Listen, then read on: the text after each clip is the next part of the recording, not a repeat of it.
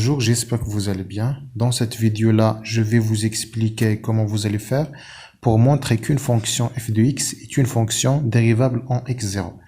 Donc, on va écrire dérivabilité d'une fonction en un point x0. D'accord?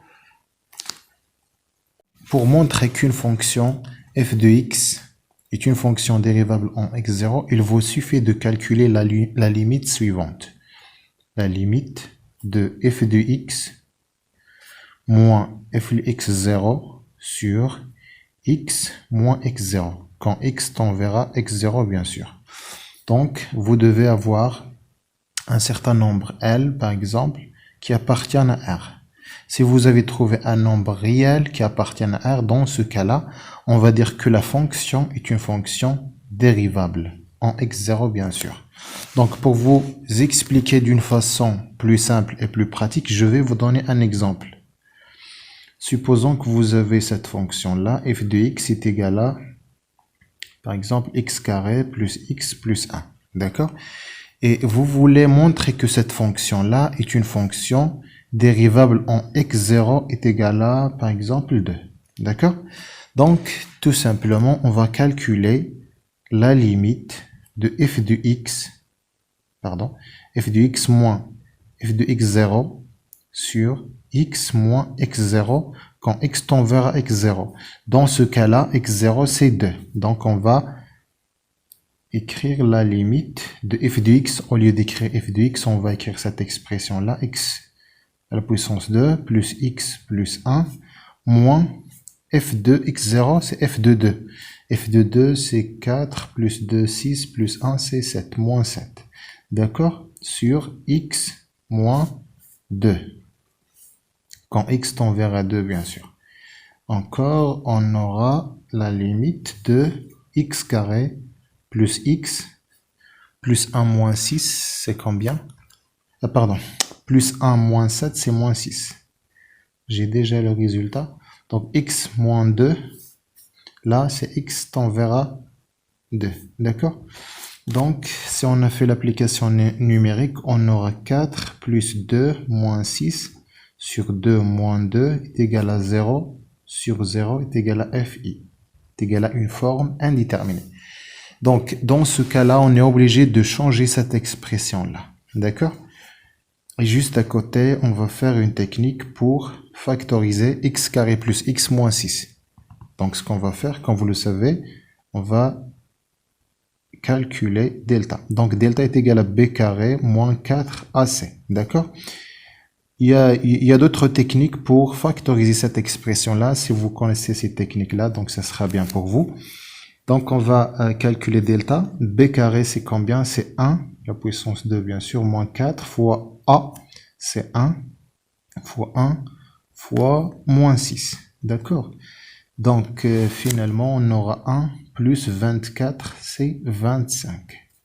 Racine carrée de delta, c'est combien? C'est racine carrée de 25, c'est 5.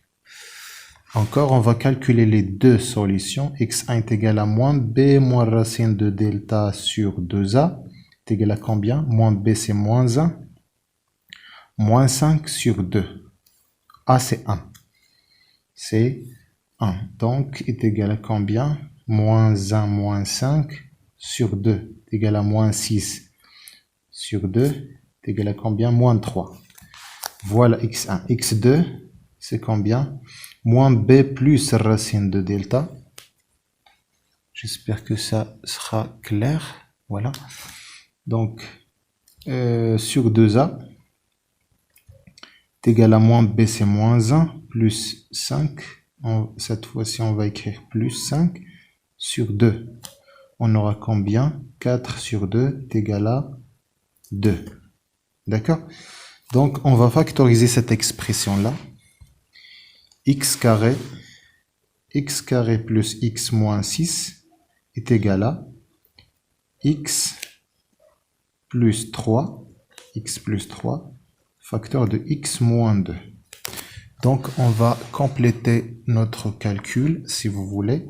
Donc, la limite de f de x moins f de x0 sur x moins x0 quand x tend vers x0 est égal à la limite quand x tend vers 2, bien sûr.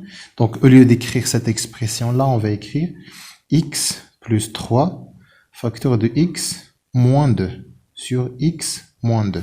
On va simplifier par x moins 2 et on aura finalement la limite, voilà, de x plus 3 quand x tend vers 2. On va faire l'application numérique et on aura 2 plus 3 est égal à 5. 5, bien sûr, appartient à R. Ça, c'est f' de 2.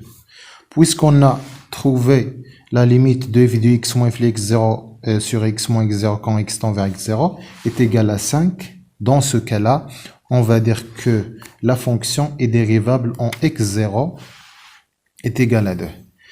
Bien sûr, il y a une interprétation géométrique. Donc, ce qu'on va voir, Inch'Allah, dans les vidéos prochaines. Si vous êtes intéressé, n'oubliez pas de me laisser un commentaire.